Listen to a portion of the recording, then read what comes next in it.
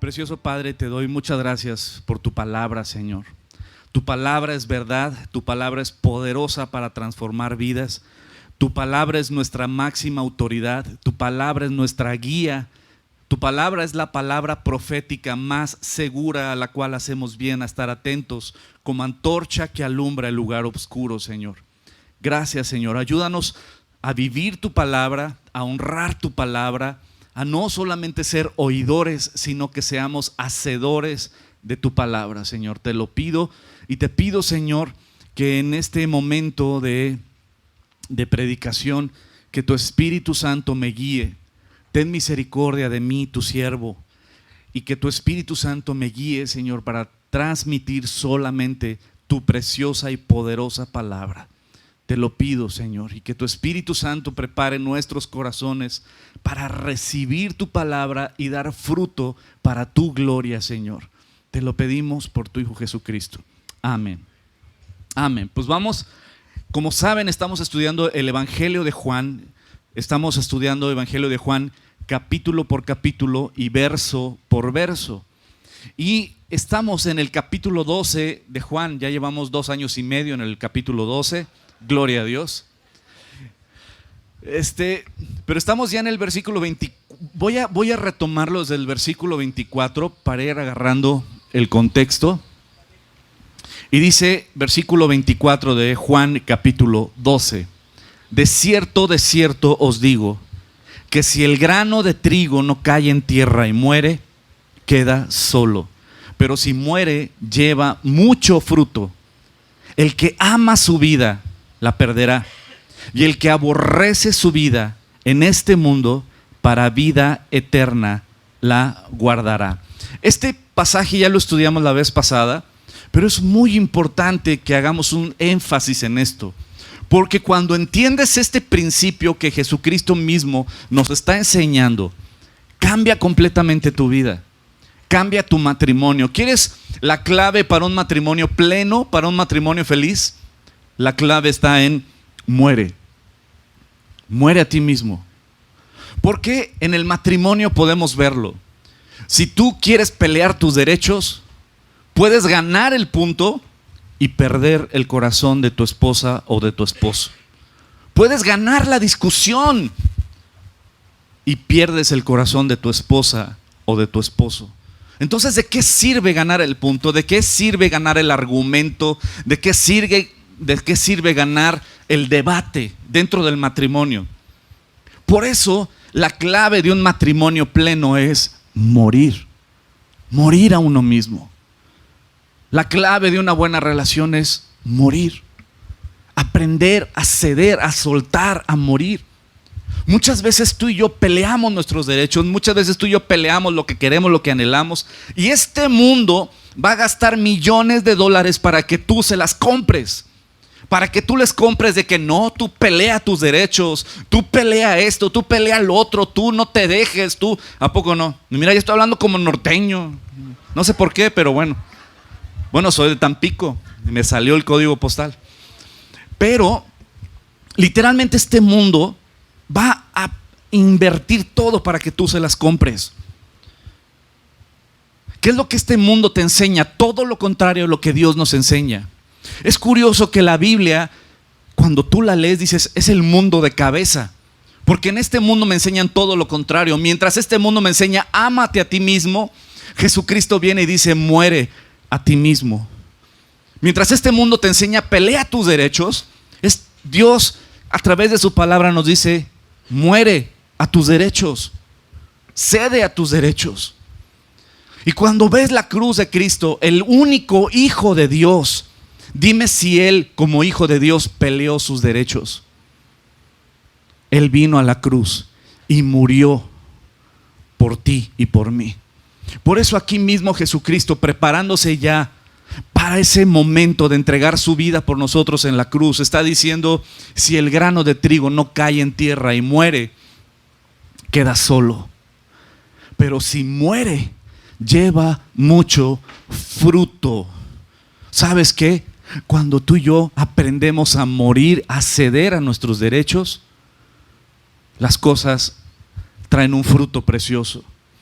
El que ama su vida la perderá, y el que aborrece su vida en este mundo, para vida eterna la guardará. Si tú amas tu propia vida, tus propios proyectos, tu propia comodidad, tú, el yo, esta iglesia estaría vacía.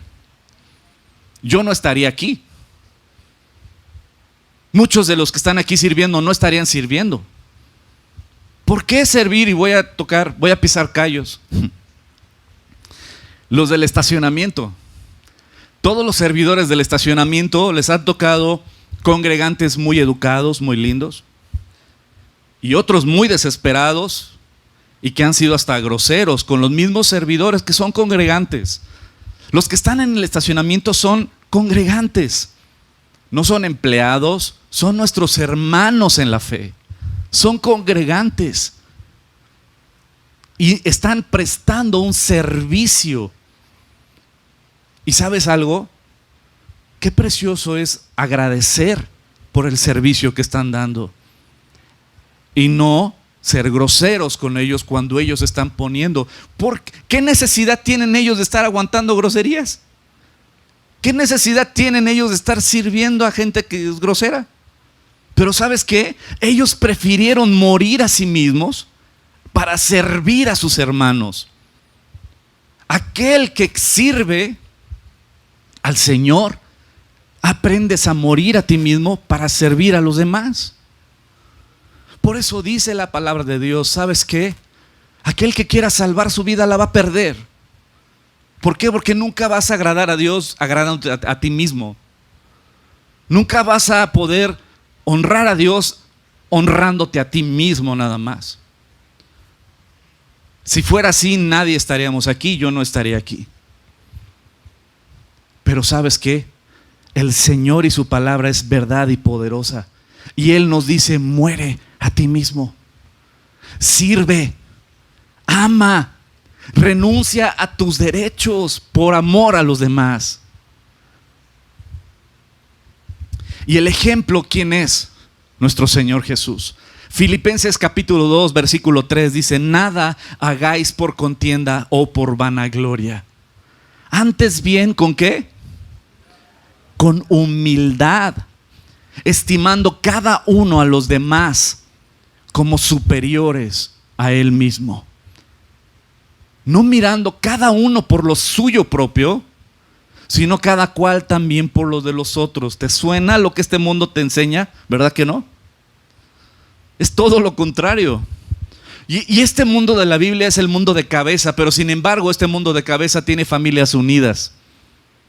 Este mundo de cabeza tiene matrimonios firmes, tiene relación entre padres e hijos unidos. Este mundo de cabeza así funciona. Y el mundo que te ofrecen las filosofías humanas, los métodos humanos, las terapias humanas, la ideología humana, aún las mismas religiones, solo destruyen familias. Y vemos el día de hoy que es de cabeza y nada funciona. Porque a la manera del hombre no funciona. Nada hagáis por contienda o por vanagloria, antes bien, ¿con qué? Con humildad, estimando cada uno a los demás como superiores a él mismo, no mirando cada uno por lo suyo propio, sino también por lo de los otros. Y dice el versículo 5, haya pues en vosotros este sentir que hubo también en Cristo Jesús, el cual siendo en morfos, en forma de Dios, no estimó ser igual a Dios como cosa a que aferrarse, sino que se despojó, tomando morfos, tomando forma de siervo, y hecho semejante a los hombres, y estando en la condición de hombre, se humilló a sí mismo, haciéndose obediente hasta la muerte, y muerte de cruz. Por lo cual Dios también lo exaltó a lo sumo y le dio un nombre que es sobre todo nombre, para que en el nombre de Jesús se doble toda rodilla de los que están en los cielos, en la tierra y debajo de la tierra, y toda lengua confiese que Jesucristo es el Señor, para gloria de Dios Padre. La exaltación de Jesucristo, pero ¿dónde empezó la exaltación del Cristo? En su humillación. Él vino a humillarse, número uno, haciéndose hombre. Siendo Dios, se despojó, no de su naturaleza, porque Él es y estaba aquí en forma de hombre, pero seguía siendo Dios. No se despojó de su naturaleza, pero sí se despojó de sus atributos. Ya no podía ser omnipresente, se sujetó a un cuerpo que tenía hambre, que se cansaba. Y Él se humilló al hacerse hombre. Y se humilló siendo obediente hasta la muerte, y muerte de cruz. Ese es nuestro ejemplo, amada familia, amigos. Si queremos un ejemplo, es Jesucristo. Si nos llamamos cristianos, este es nuestro ejemplo. Si yo me llamo cristiano, no es porque voy a una iglesia cristiana y traigo la Biblia acá contra agua. No es porque traigo el pescadito en el carro o la piraña en el caso de algunos. No es porque me sé el lenguaje evangélico, gloria a Dios, amén, aleluya, en victoria y ¿quién vive? No por eso soy cristiano. Te voy a decir por qué soy cristiano. Porque yo veo a Cristo como mi ejemplo a seguir. Yo quiero seguir sus pisadas. Yo quiero que su carácter sea transformado en mi vida, como dice Romanos capítulo 8. Mi gol es que mi carácter refleje a mi Salvador. Que mi forma de reaccionar, de hablar, de pensar, de tratar a mi esposa, de guiar a mis hijos, refleje a mí. Eso es ser cristiano. Y aquí tenemos el ejemplo. Él murió a sus derechos. Él murió. Él murió para que tú y yo podamos vivir. Él necesitaba morir. Esto estaba desde Génesis capítulo 1, capítulo 2 y capítulo 3. Ahí está el evangelio. El inocente muriendo por los culpables. Él necesitaba morir. ¿Para qué? Para que nosotros pudiéramos vivir. Pero también te voy a decir algo. Nosotros necesitamos morir para que Él pueda vivir. Él no puede vivir a través de ti si tú estás muy vivito. Si tú quieres hacer tu voluntad, pensar a tu propia forma de vivir, es que me voy a dejar guiar por mi corazón. Ya caminaste, porque el corazón del hombre es engañoso. Aquel que es hijo de Dios se deja guiar por el Espíritu de Dios, como dice Romanos capítulo 8. No por su corazón, no por sus sentimientos, por sus razonamientos, por su experiencia. El morir a nosotros mismos tiene que ver con venir a la cruz y morir a lo que tú crees, a lo que tú piensas, a lo que tú quieres. Romanos capítulo 12, el apóstol Pablo dice precisamente todo esto. No sé qué dice, pero dice algo muy bonito. No es cierto. Romanos capítulo 12 precisamente dice eso. Vengan y presenten sus cuerpos en sacrificio vivo y santo, que es vuestro culto racional. Presenta tu cuerpo en sacrificio. ¿Y sabes qué es? Muere. Muere. ¿Qué es vuestro culto racional? No se amolden a este mundo. No se amolden a esta forma de pensar, a esta forma de vivir, sino transformen su entendimiento. Déjense limpiar y transformar por la poderosa palabra de Dios. Porque si tú no te amoldas a este mundo, si no dejas que la palabra de Dios te limpie y te transforme y te amolde a su corazón, a su palabra, entonces, como dice Romanos capítulo 12, versículo 2, entonces experimentarás y vivirás la buena voluntad de Dios, agradable y perfecta.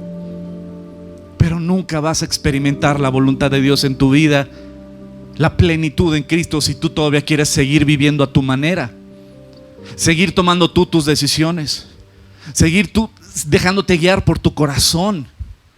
Nunca vas a experimentar, sino si tú te dejas guiar por tu corazón, por tu experiencia, por tus razonamientos, ¿sabes qué? Estás siendo guiado por el alma y no por el espíritu. Y adivina qué, vas a sufrir. Vas a sufrir. Y vas a vivir fuera de la voluntad de Dios. Por eso Dios así nos puso el ejemplo. Jesucristo vino primero a morir por nosotros. Y así tú y yo tenemos que venir a morir a nosotros mismos para que Él pueda vivir. Señor, vengo a morir a lo que yo quiero, a lo que yo soy, a lo que yo pienso, aún a mi experiencia y mis razonamientos. Yo quiero morir y quiero que tú seas el que me guía. Quiero que tú seas el que me enseña. Quiero que tú seas el que me dicte paso por paso, porque yo quiero vivir la vida en ti, la plenitud en ti. ¿Lo quieres? Dios lo quiere en tu vida. Pero hay un paso. Muere a ti misma, muere a ti mismo. Continuando con Juan capítulo 12 dice: si alguno me sirve, sígame, y donde yo estuviere, allí también estará mi servidor. Si alguno me sirve, mi Padre le honrará. Ahora está turbada mi alma. ¿Y qué diré pues? Padre, sálvame de esta hora, mas para esto ha llegado la hora. A esto he venido a salvar a los que se habían perdido. Ya lo que me encanta es que dice aquí, ¿sabes qué? Aquel que me quiera servir, sígame, y donde yo estuviere, ahí estará mi servidor. La pregunta es: ¿tú sabes dónde está Cristo? Porque ahí es donde un servidor tiene que estar. Y te voy a decir dónde está Cristo. Donde está la necesidad. El amor de Dios, la misericordia de Dios. Es como los torrentes de aguas que hay aquí en Cuernavaca. Yo nunca había visto llover como aquí en Cuernavaca. Aquí se cae el cielo cuando llueve. Y yo me acuerdo que había unas corrientes de agua impresionantes aquí en las calles. Y el amor de Dios y la misericordia de Dios es exactamente así. Busca los lugares más bajos. Es ahí la misericordia y el amor de Dios. Juan capítulo 12 versículo 28. Jesucristo diciendo: Padre, glorifica tu nombre. Entonces vino una voz del cielo: lo he glorificado y lo glorificaré otra vez. Y la multitud que estaba allí y había oído la voz decía que había sido un trueno. Otros decían: un ángel le ha hablado. Respondió Jesús y dijo: no ha venido esa voz por causa mía, sino por causa de vosotros. O sea, Jesús está diciendo: yo ya sé que el Padre está conmigo. Yo ya sé que el Padre camina a mi lado. Yo sé que el Padre nunca me deja solo. Yo ya lo sé. Pero era necesario que ustedes escucharan la voz de mi Padre para que supieran que Él está conmigo, que Él da testimonio de mí.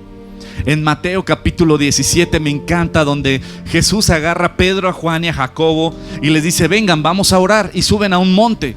Y en el monte Jesús se transfigura y les enseña su deidad.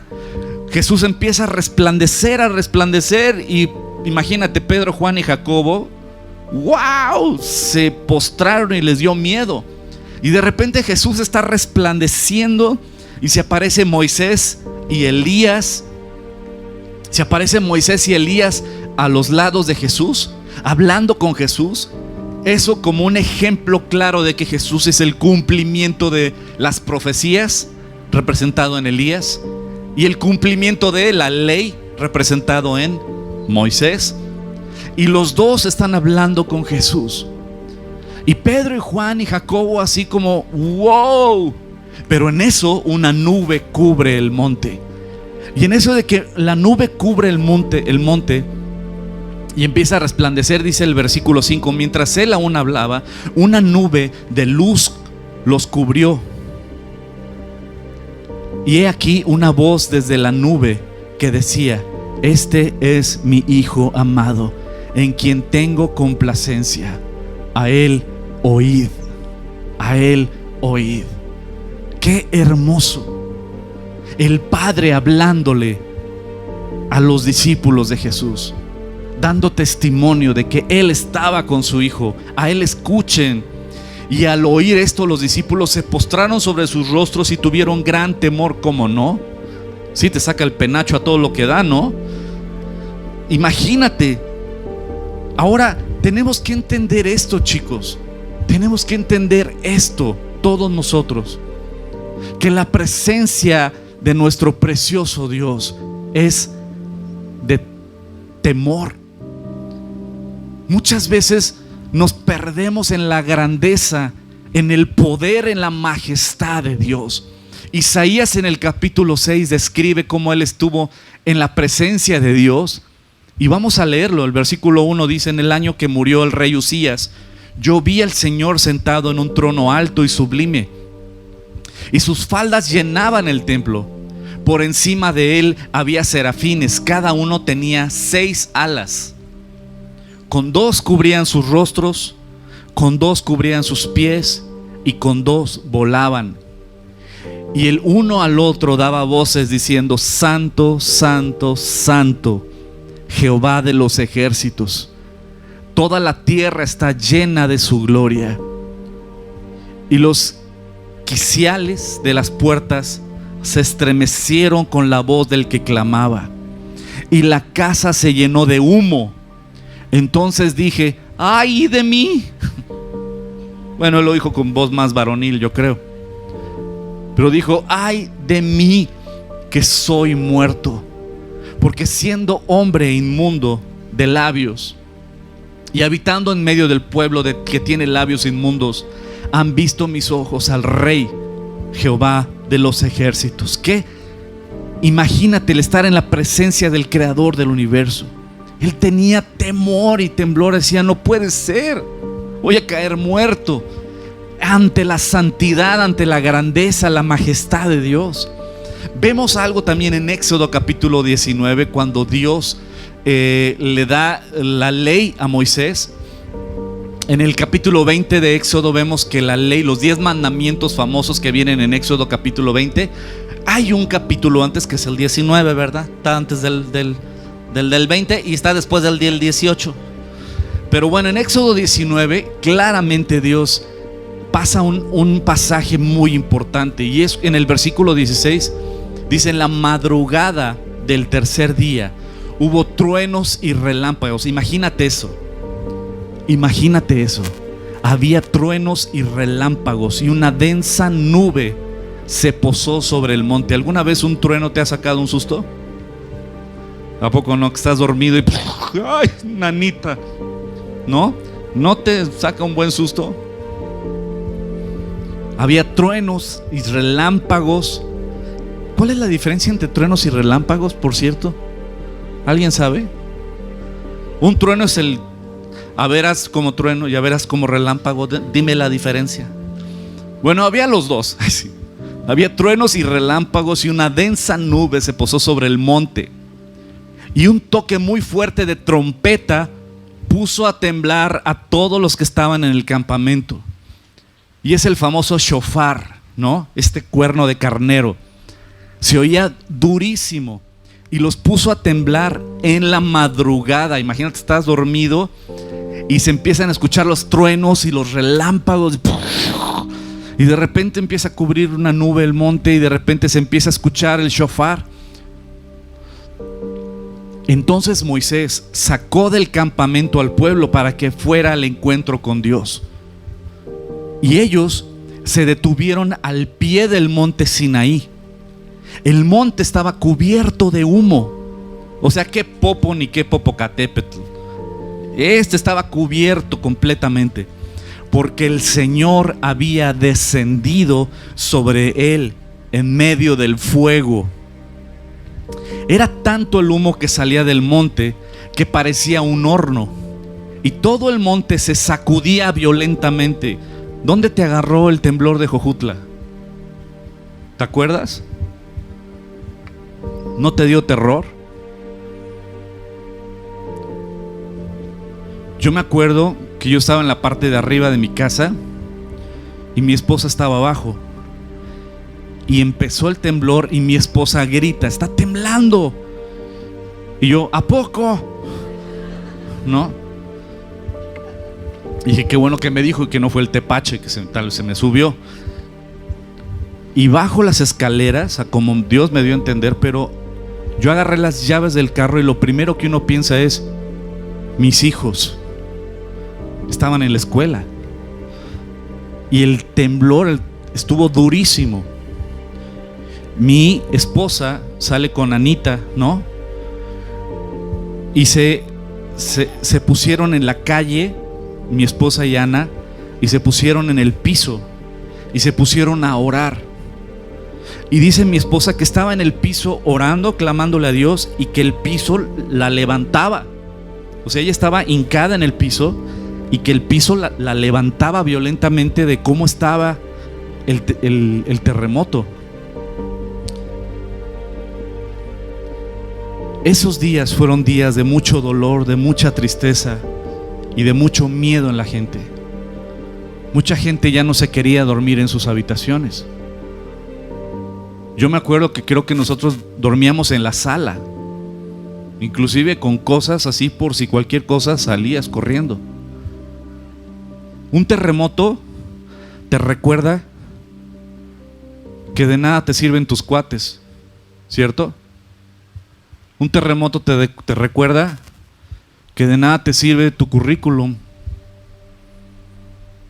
de nada te sirve todo tu conocimiento, tus diplomas, tus habilidades. Un terremoto nos ubica en que somos frágiles, que no somos tan sabios y tan fuertes y no tenemos el control de las cosas como creemos tener. Y ahora nos encontramos al pueblo, a las faldas del monte, con los truenos y el sonido del shofar, de la trompeta durísimo, y temblando. ¿Te imaginas eso en la madrugada? ¿Cómo estaba el pueblo? Y dice el versículo 19: y el sonido de la trompeta era cada vez más fuerte. Entonces habló Moisés y Dios le respondió en el trueno. El Señor descendió a la cumbre del monte Sinaí y desde ahí llamó a Moisés para que subiera. Cuando Moisés llegó a la cumbre, el Señor le dijo: baja y advierte al pueblo, no intenten ir más allá del cerco para verme, no sea que muchos de ellos pierdan la vida. Hasta los sacerdotes que se acercan a mí deben consagrarse, de lo contrario yo arremeteré contra ellos. ¿Qué te dice este pasaje? Te habla de la santidad de Dios, te habla del poder de Dios, de la autoridad de Dios, de la majestad de Dios, de que tenemos un Dios poderoso, un Dios temible, que muchas veces no nos cae el 20. De cuando oramos estamos en la presencia del Dios santo, perfecto y puro. Que cuando alabamos a Dios estamos alabando al santo, santo, santo, al creador del universo. Y ese Dios todopoderoso estaba respaldando a su Hijo Jesucristo una y otra vez. Juan capítulo 8 versículo 18 dice: yo soy el que doy testimonio de mí mismo, dice Jesús, y el Padre que me envió da testimonio de mí. Se está bautizando Jesucristo y cuando sale una voz del cielo se oye, dice: Él es mi Hijo amado, en Él me deleito, en Él me complazco. Versículo 29 de Juan 8 dice: porque el que me envió conmigo está. No me ha dejado solo el Padre, porque yo hago siempre lo que le agrada. Algo que me encanta es que nunca el Padre dejó solo a su Hijo. Y es un moraleja para los que somos papás. ¿Quieres un ejemplo de padre? Fíjate lo que Jesucristo habla sobre su propio Padre. Nunca el Padre dejó solo a su Hijo. Siempre el Padre respaldaba a su Hijo. Él es mi Hijo, Él es mi Hijo. Y tú y yo como papás tenemos que respaldar a nuestros hijos, nunca dejarlos solos, siempre estar con ellos, guiarlos, darles ejemplo, instruirlos, amarlos y siempre darles palabras de afirmación. Yo estoy contigo, yo te amo, estoy orgulloso de ti. Reafirma a tus hijos siempre. Juan capítulo 12, versículo 30, regresando a Juan capítulo 12. Respondió Jesús y dijo: no ha venido esta voz por causa mía, sino por causa de vosotros, para testimonio de que el Padre está conmigo. Porque lo que viene es muy duro, lo que viene es durísimo. Pero quiero que sepan que a pesar de todo lo que viene, que Él va a ser apresado, va a ser sacrificado, despedazado en esa cruz, el Padre estaba con Él. Versículo 31. Ahora pues el juicio de este mundo, ahora es el juicio de este mundo. Ahora el príncipe de este mundo será echado fuera.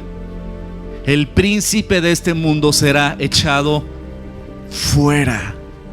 Y grábate esto que Jesucristo nos está diciendo en Juan capítulo 12.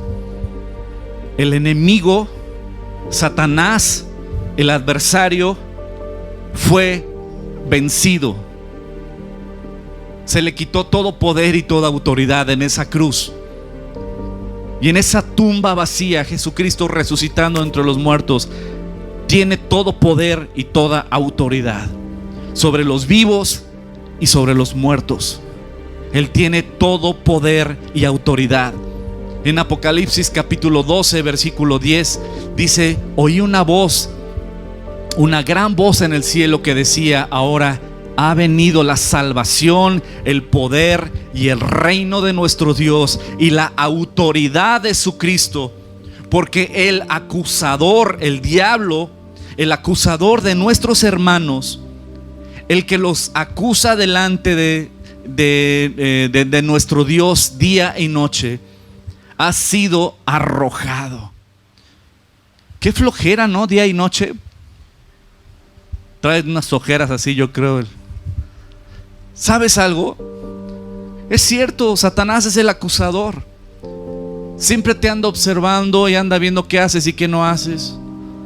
Y va a acusarte como chismosa.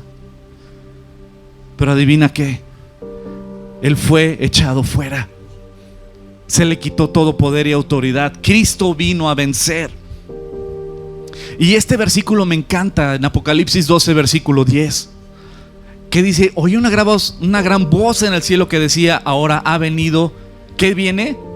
La salvación, el poder y el reino de nuestro Dios y la autoridad de su Cristo.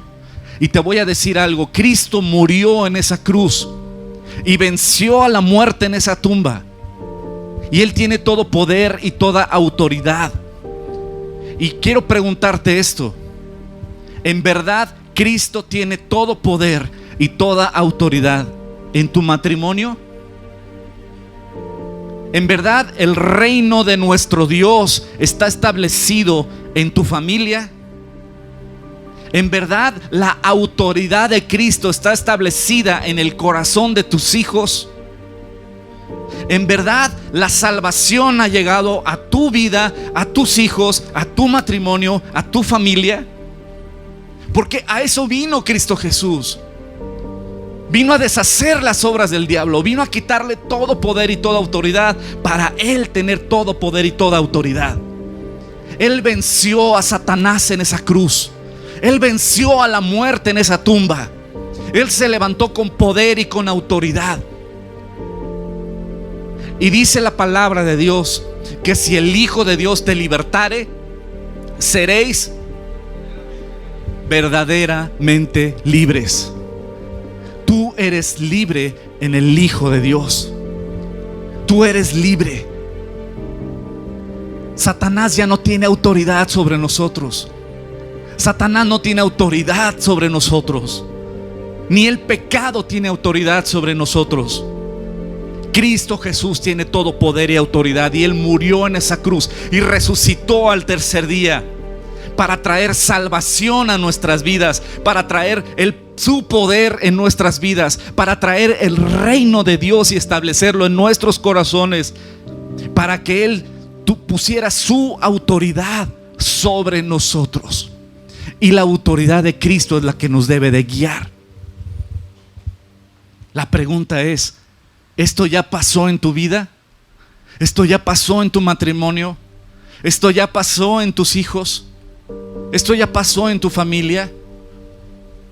Porque Cristo Jesús le quitó toda autoridad al enemigo. Y Colosenses capítulo 2 versículo 13: y a vosotros, estando muertos en pecados y en la incircuncisión de vuestra carne, os dio vida juntamente con Él, perdonándoos todos los pecados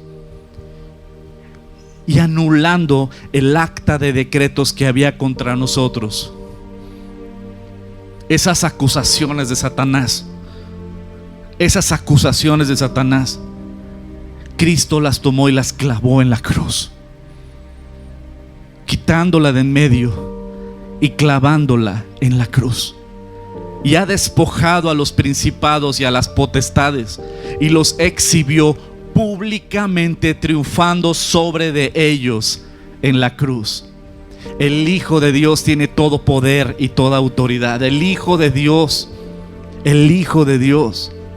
vino a traer libertad a los cautivos, vino a traer vista a los ciegos, a los que no sabíamos para dónde caminar, vino a traer firmeza a los cojos, aquellos que nos salíamos del camino. Él vino a enderezar nuestro camino. Él vino a limpiarnos del pecado, a darnos victoria sobre nuestra cochina carne.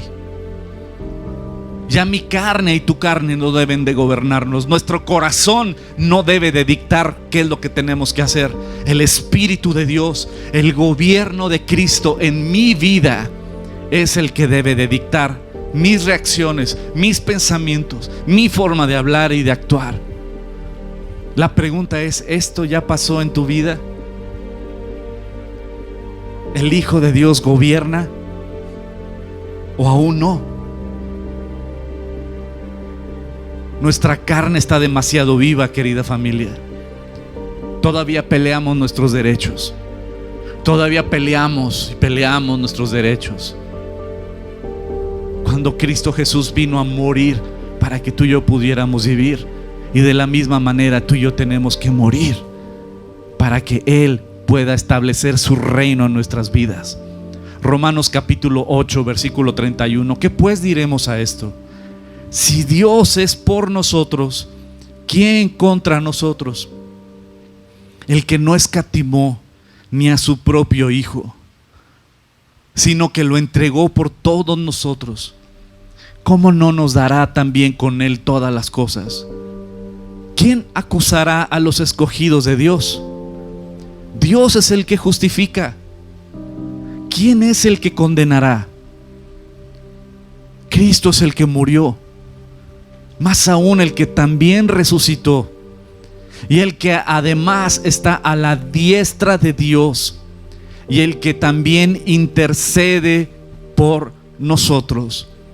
Mientras Satanás es el acusador, el chismoso, tenemos a nuestro abogado.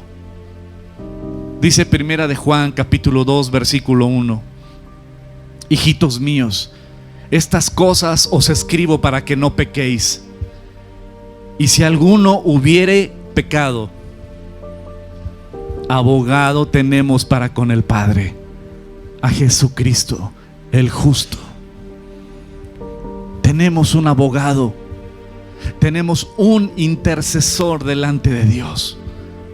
Primera de Timoteo capítulo 2 versículo 5: porque hay un solo Dios y un solo mediador entre Dios y los hombres, Jesucristo.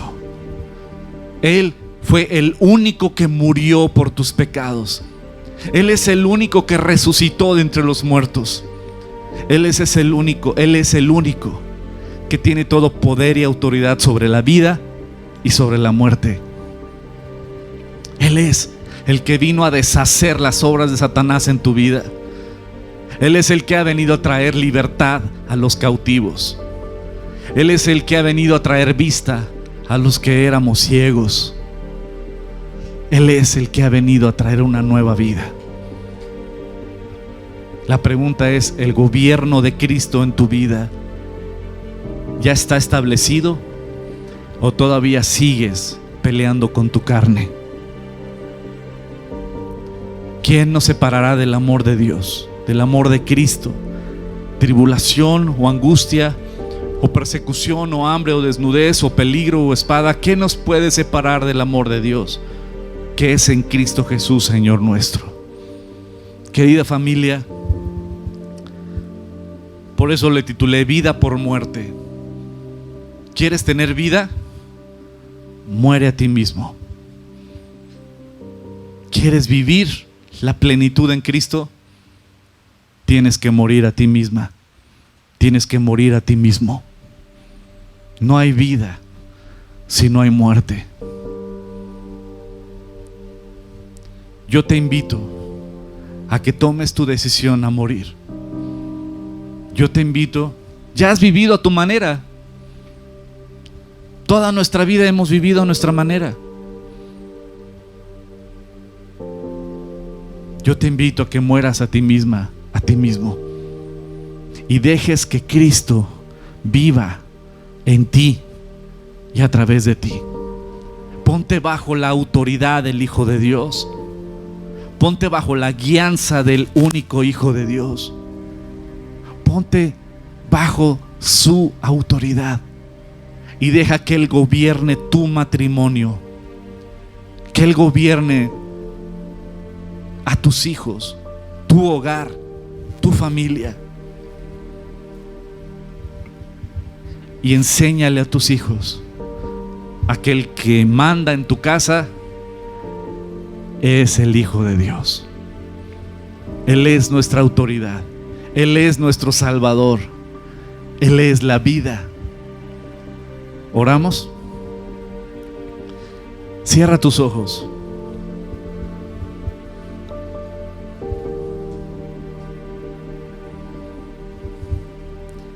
¿Quieres pedirle a Dios perdón? ¿Quieres reconciliarte con Él? ¿Reconoces que eres tú el que ha gobernado tu vida y no Él? No te vayas como entraste. Entrégale tu vida. Pídele perdón. Reconoce que lo necesitas. Que necesitas que Él gobierne tu matrimonio, tu vida, tus hijos. Ya nos hemos equivocado demasiado. Ahora tú ahí en tu lugar dile: Señor Jesús, perdóname. Ya no quiero vivir yo. Ayúdame a morir a mí mismo. Te entrego mi vida, Señor. Me pongo bajo tu autoridad. Dirige mis pasos. Ayúdame a morir para que pueda vivir. Quiero vivir en ti. Que tu Espíritu Santo guíe mis pasos. Dame hambre de tu palabra, Señor. Quiero obedecerte. Quiero honrarte. Quiero que mi vida sea transformada por ti. Te necesito. Limpia mi corazón. Limpia mi mente. Ya he vivido a mi manera. Hoy renuncio. Y hoy te pido que tú seas mi guianza, mi autoridad. Dirige mi vida, Señor. Te entrego el timón de mi vida. Guíame tú, Señor. Y gracias por haber entregado a tu Hijo por mí. Establece tu reino en mi corazón. Reina tú en mi vida, Señor. sálvame, sálvame, sálvame. Amén. Amén.